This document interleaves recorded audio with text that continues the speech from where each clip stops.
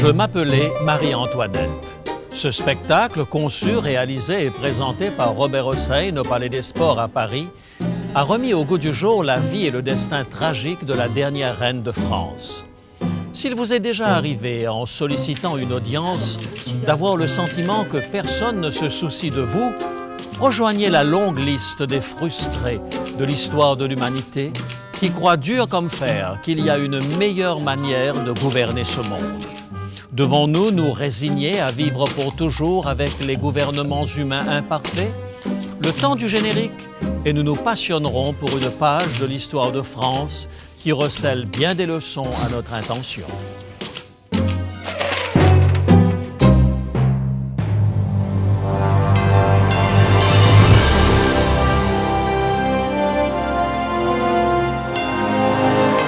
Elle a résisté à l'épreuve du temps. La Bible, le livre de la Révélation, est toujours d'actualité dans le monde complexe d'aujourd'hui. Voici, il est écrit. C'est un message de foi et d'espérance que vous présente maintenant José Élysée.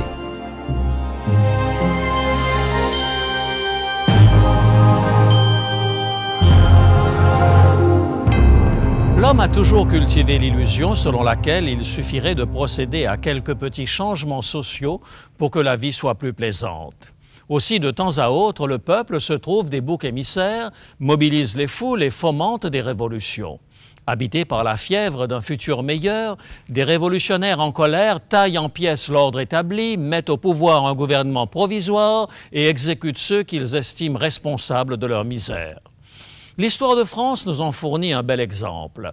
À la fin du XVIIIe siècle, la majorité de la population française vivait dans la pauvreté, tandis que la cour vivait dans l'opulence. Dans cette France du XVIIIe, le contraste entre Versailles et la rue était si frappant qu'il finit par provoquer une immense colère. La famille royale devenait aux yeux du peuple la source même de ses difficultés. Cette colère culmina au mois de juillet 1789, l'époque dite de la soudure, le moment où le pain était le plus cher à Paris, et la Révolution éclata. La personne qui incarna le plus les critiques fut Marie-Antoinette, dont l'origine étrangère et le style de vie extravagant centralisaient la colère du peuple. Issue de la famille royale d'Autriche, elle avait vécu une enfance insouciante. Certains historiens n'hésitent pas à affirmer qu'elle a passé plus de temps à s'amuser qu'à se préparer à être une reine. À l'âge de 14 ans, Marie-Antoinette épousa le dauphin, celui qui allait devenir le futur roi de France, lui le 16e du nom. Aux grandes dames du peuple de France, Marie refusa de vivre selon le protocole. Tous les efforts de la famille royale pour obtenir de Marie-Antoinette un comportement digne d'une reine de France furent vains. Au lieu de s'embarrasser de l'équipage royal et de sa garde personnelle, elle préférait se glisser hors du palais avec quelques amis et se fondre dans les rues de Paris. Ce comportement était une source de scandale, car à cette époque, de tels agissements étaient inacceptables de la part de la future reine de France. Vous et moi serions tentés de penser qu'il s'agit là de la manifestation d'une forte personnalité. Mais au XVIIIe siècle, ce comportement était un réel embarras pour la cour. Aussi les rumeurs ne tardèrent-elles pas à naître. Marie-Antoinette fut accusée de moralité douteuse. Elle fut même impliquée dans une sombre affaire de ferrets royaux, bien que la preuve n'ait jamais été faite qu'elle y ait été mêlée de près ou de loin. Son style de vie extravagant irritait tant qu'elle attirait les critiques tel un paratonnerre. Tandis que la Révolution française grondait, elle devint naturellement le bouc émissaire tout désigné de la vindicte populaire. Une légende tenace prétend que lorsque Marie-Antoinette apprit que le peuple était affamé, elle aurait dit « Le peuple n'a plus de pain à manger, qu'il mange de la brioche ». Rien sur le plan historique ne permet d'affirmer qu'elle aurait prononcé ces paroles. Mais il demeure que son détachement par rapport à la misère humaine rendit cette rumeur crédible aux oreilles du peuple. L'histoire de Marie-Antoinette à la cour de Versailles est une illustration frappante de la manière désastreuse dont certains régimes politiques ont marqué le cours de l'histoire.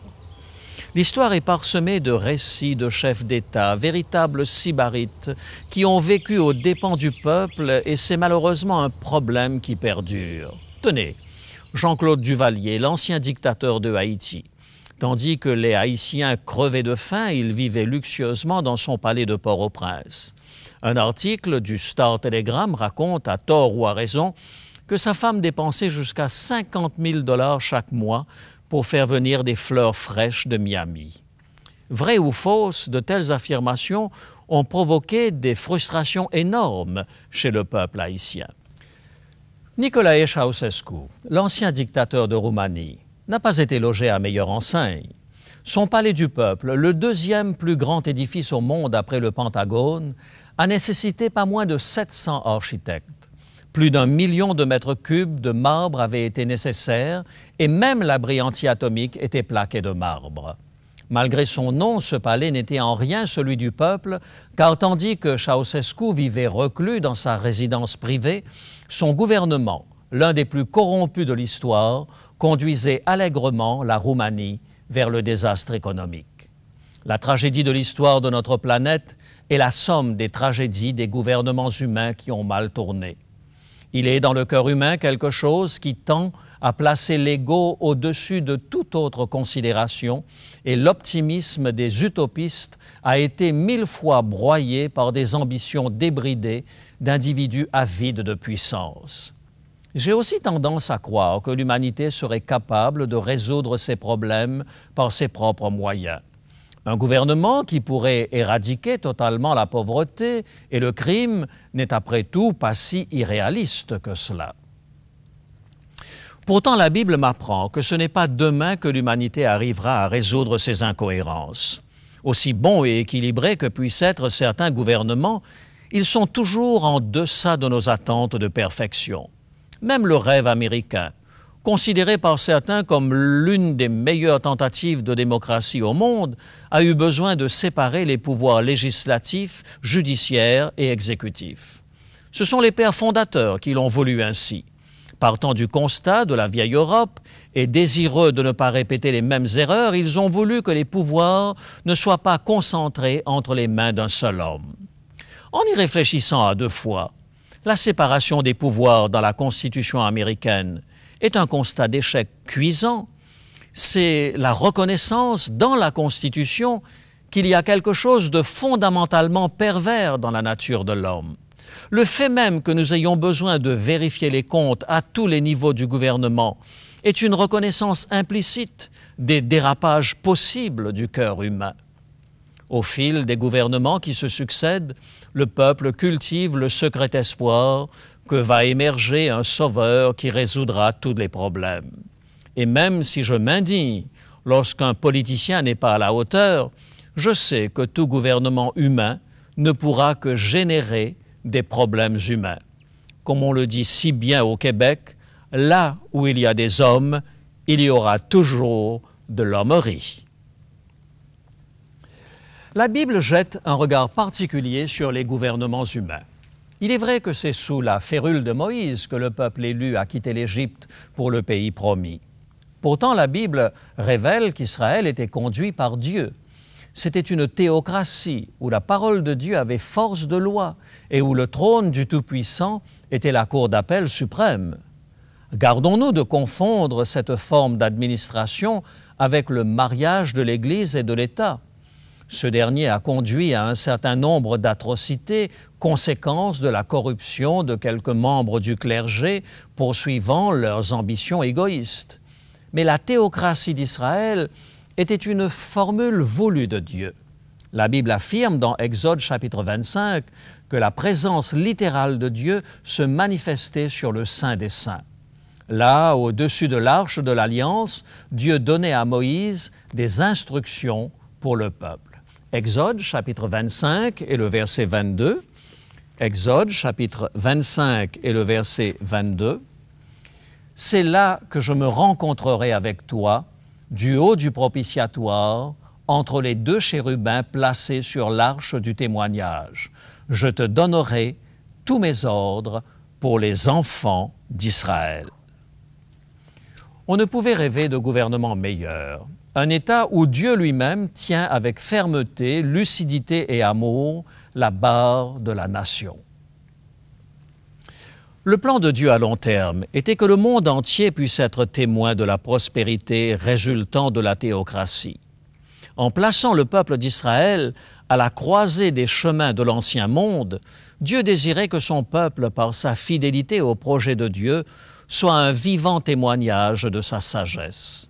À terme, l'ensemble de l'humanité se serait rallié au panache blanc de l'amour salvifique de Dieu. En prenant connaissance du rituel des sacrifices représentant le sacrifice du Messie à venir, le monde antique aurait pu comprendre le plan de Dieu pour le salut du pécheur. En constatant la paix et la prospérité de ce peuple immergé dans une relation particulière avec le vrai Dieu, le monde aurait ressenti son propre besoin d'une théocratie.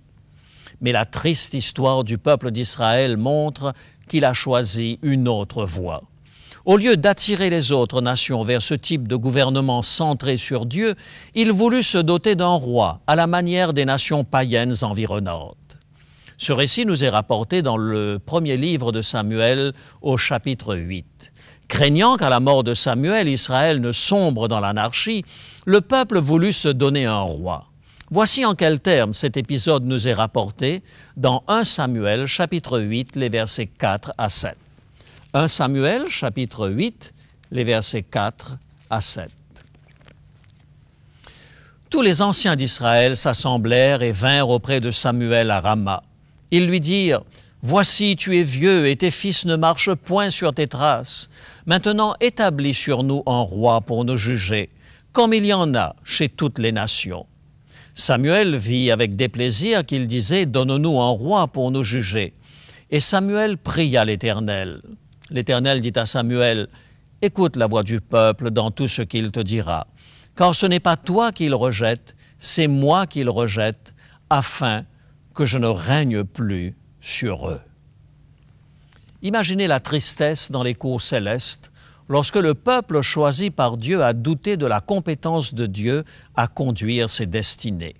Frappé d'aveuglement, il a ignoré la longue liste des bontés de Dieu depuis leur sortie d'Égypte. Il résolut de prendre en main sa propre destinée. Force est de constater que c'est le cours naturel de l'histoire depuis le jour où Adam et Ève ont douté de la parole de Dieu.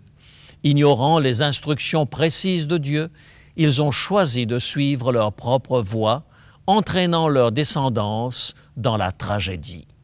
Abraham, craignant que Dieu ne soit pas en mesure de tenir la promesse de lui donner un héritier, prit les choses en main, et les conséquences de son choix malheureux eurent des répercussions dramatiques qui perdurent encore aujourd'hui au Moyen-Orient. Jacob, doutant de pouvoir obtenir le droit d'aînesse de son frère, prit les choses en main et dut s'exiler pendant les plus belles années de sa vie. L'histoire du péché, quand on y pense, est en fait l'histoire de la race humaine mettant constamment en doute le projet de Dieu. Chaque fois que nous choisissons notre propre voie, nous doutons de la capacité de Dieu de nous conduire à bon port. Ce fut l'enjeu fondamental lorsque Lucifer se révolta contre Dieu. Il convoita le trône de Dieu et ce faisant, il remit en question la capacité de Dieu de gérer l'univers. C'est selon la même logique qu'Israël souhaita avoir quelqu'un d'autre que Dieu pour gérer ses destinées.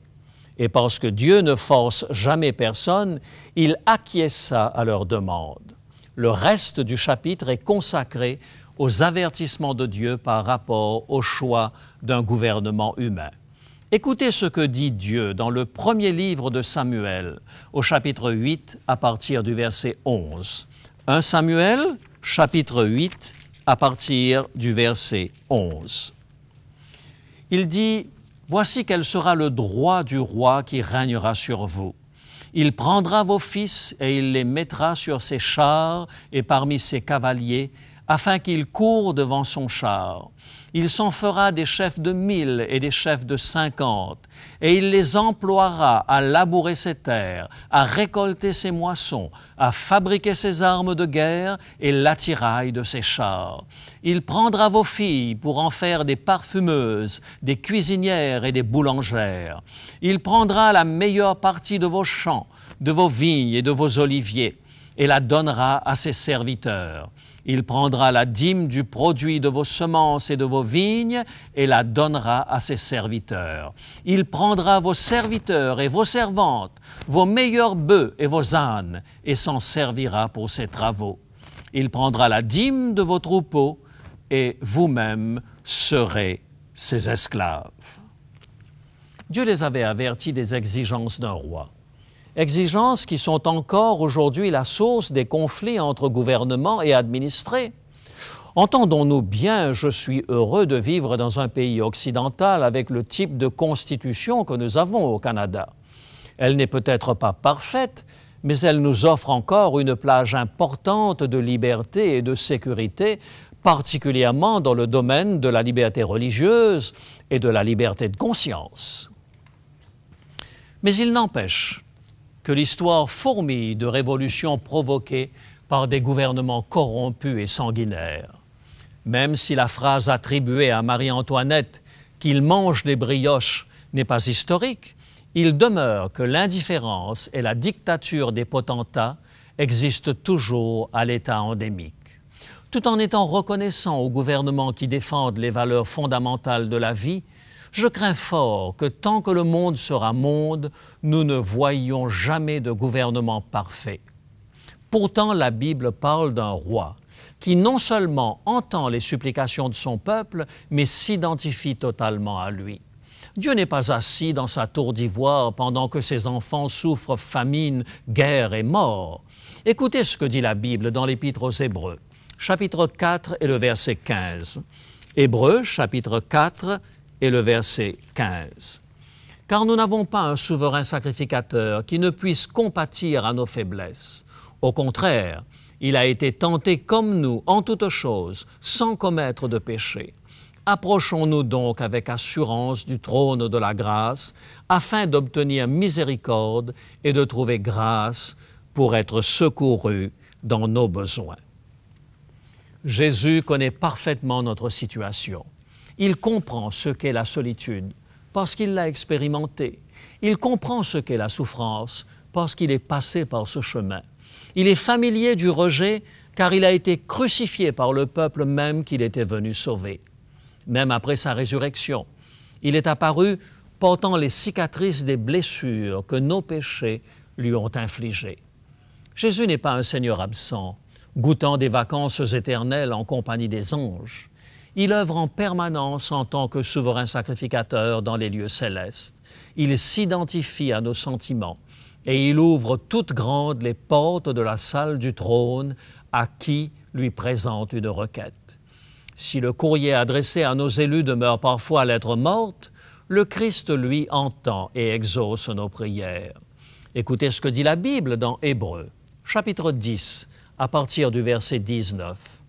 Hébreux, chapitre 10, versets 19 à 22. « Ainsi donc, frères, puisque nous avons au moyen du sang de Jésus une libre entrée dans le sanctuaire par la route nouvelle et vivante qu'il a inaugurée pour nous au travers du voile, c'est-à-dire de sa chair, et puisque nous avons un souverain sacrificateur établi sur la maison de Dieu, approchons-nous avec un cœur sincère dans la plénitude de la foi. » Aucun risque de corruption ne prévaudra dans les cours célestes. Dieu n'a pas l'intention de fuir en catimini un monde en révolte, abandonnant sa création à son triste sort. Par Jésus-Christ, nous avons un accès sécurisé, permanent, auprès du juge intègre de l'univers. Tout en étant reconnaissant pour la sagesse avec laquelle les élus servent la Cour suprême, je suis encore plus reconnaissant d'avoir accès à la plus haute cour de justice de l'univers, le trône de Dieu, là où jamais une seule erreur judiciaire n'a été commise. La suite de l'histoire nous apprend que la Révolution française n'a pas comblé l'immense espoir qu'elle avait suscité dans les cœurs.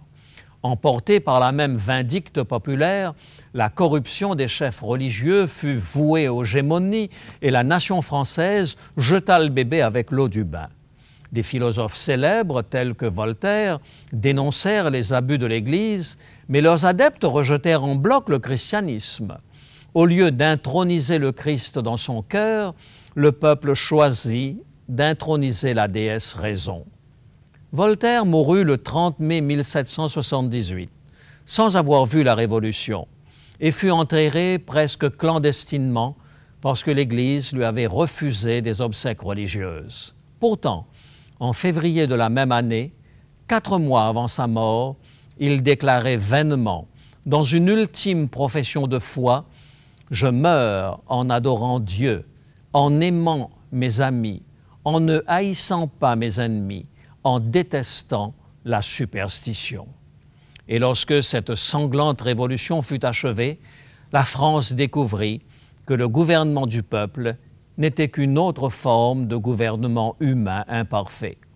Pourtant, Voltaire, tandis que la Révolution se préparait, avait fait une observation pertinente. « Je suis fatigué, disait-il, de toutes ces gens qui gouvernent les États du fond des combles de leur grenier. Ces législateurs qui régentent le monde à 2 sous la feuille, incapables de tenir en bride leurs épouses et leurs demeures, ils prennent grand plaisir à gouverner l'univers. Si vous portez dans votre cœur une aspiration inassouvie à une gestion honnête des affaires de votre pays, j'ai une bonne nouvelle pour vous. Le royaume de Dieu n'est qu'à une encablure. Voici la promesse de Dieu, telle que nous la trouvons dans Daniel, chapitre 2 et le verset 44. Daniel, chapitre 2 et le verset 44. Dans le temps de ces rois, le Dieu des cieux suscitera un royaume qui ne sera jamais détruit et qui ne passera point sous la domination d'un autre peuple. Il brisera et anéantira tous ces royaumes-là et lui-même subsistera éternellement. Il existe un royaume à venir, exempt de toute corruption. Il est dirigé par un roi à qui vous pouvez faire confiance, un roi qui se soucie profondément de vous. Et si vous décidiez de le servir, il serait heureux de s'établir sur le trône de votre cœur, maintenant même. Tout ce que vous avez à faire, c'est de lui ouvrir votre cœur et de le lui demander. C'est réalisable, et je vous invite à le demander à Dieu avec moi en cet instant même, tandis que nous prions. Père Céleste, notre cœur languit après ton royaume. L'orgueil et l'égoïsme ont bouleversé notre planète et parfois nous avons participé malgré nous à ce drame. Aujourd'hui, nous te demandons de nous donner un cœur qui nous attire à Jésus. Nous te demandons d'arracher de notre cœur les ambitions égoïstes et de les remplacer par la douce présence de Jésus. Nous vivons dans l'espérance d'un monde dans lequel la corruption et les désillusions seront choses du passé. Nous t'offrons notre vie, qu'elle soit un phare au service de ton royaume.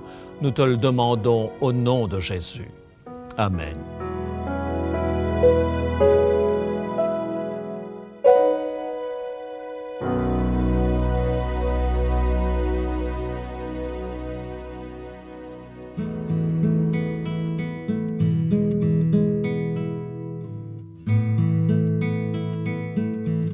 Change mon cœur, Seigneur,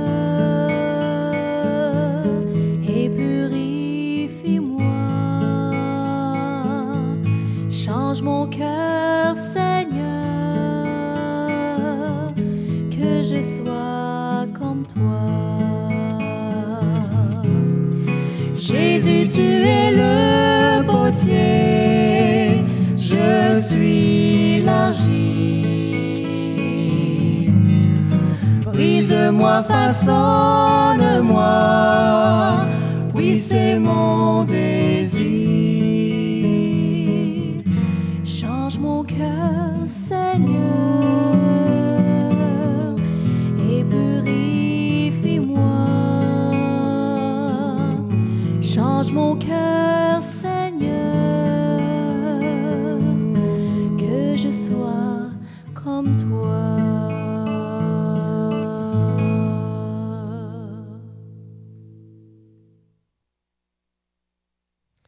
Eh bien, bonjour à tous. J'ai le plaisir aujourd'hui de passer quelques instants avec mon ami Jean-Guy. Bonjour Jean-Guy. Bonjour Rémi. Alors, l'émission d'aujourd'hui nous a projetés dans l'histoire, bien loin en arrière, au temps de la Révolution française. Mais José nous a rappelé aussi la plus importante des révolutions, la révolution du cœur, celle de l'intérieur, qui sera d'ailleurs l'objet de notre offre du jour tout à l'heure. Et tu me disais en aparté que ça te faisait penser au fait que l'émission Il est écrit contribue à toutes sortes de transformations dans le cœur des téléspectateurs. Tu en es en quelque sorte le témoin privilégié. Oui. À chaque jour, on a l'occasion de recevoir des téléphones et puis il y a des gens qui nous écrivent. On apprécie vraiment quand les gens nous écrivent. Pour nous, ça nous démontre que ces émissions ont un impact profond dans la vie des gens et on a des exemples qui sont vraiment frappants. De personnes dont la vie a été transformée par la puissance de la parole de Dieu. Oui. Tu voulais nous lire, je crois, un extrait d'un courriel qu'on a reçu. Oui, c'est très touchant, Rémi. J'aimerais te lire cela, c'est pas long. Ça dit ceci: « Merci de me donner l'opportunité de mieux connaître mon Dieu. Dans cette quête spirituelle, on a toujours besoin d'être soutenu. Dieu, merci, vous êtes là. Vous êtes une bénédiction dans nos vies. J'ai puisé tant d'énergie et de force dans le cadre de vos émissions télévisées que oui, j'ai décidé d'entreprendre cette démarche. J'ai 39 ans, je suis mariée et mère de 4 garçons. Je désire leur parler de Dieu avec plus de conviction. J'ai le sentiment que cela ne sera possible qu'avec ce processus de croissance spirituelle. Soyez bénis pour ces émissions. » Une personne qui a découvert que la puissance de transformation dans sa vie passait par la parole de Dieu. Donc, on peut remercier Dieu pour ça. Ce n'est pas notre œuvre, c'est celle du Créateur. Et en même temps, encourager tous nos téléspectateurs à vivre cette expérience, à partager avec nous. Ah, partager, on en a besoin. Pour nous, c'est un encouragement aussi. De savoir que l'œuvre d'Il est écrit est une œuvre utile. Oui. Oui. Merci Jean-Guy. Si vous aussi, vous êtes persuadé que l'œuvre la plus importante de la vie, c'est la révolution du cœur, eh bien, sachez qu'aujourd'hui, notre offre du jour est un livre qui va certainement vous intéresser et vous faire du bien. La révolution de Jésus, c'est son titre, est un petit ouvrage qui nous montre comment, par un travail profond, parfois difficile à comprendre, mais terriblement efficace, Dieu peut changer nos vies. Demandez gratuitement votre exemplaire du livre « La Révolution de Jésus ». Voici comment vous pouvez l'obtenir. Pour demander l'offre du jour, composez maintenant le 514-729-3515 pour Montréal ou le 1-866-729-3515 si vous êtes de l'extérieur de Montréal. Mentionnez bien le titre de l'offre du jour ainsi que vos noms, adresses et numéros de téléphone en parlant lentement. Vous pouvez également nous écrire à Il est écrit, case postale 99, succursale Rosemont, Montréal, Québec, H1X 3B6. Le moment est venu de se quitter. Mais d'ici la semaine prochaine, souvenez-vous, il est écrit « L'homme ne vivra pas de pain seulement, mais de toute parole qui sort de la bouche de Dieu ».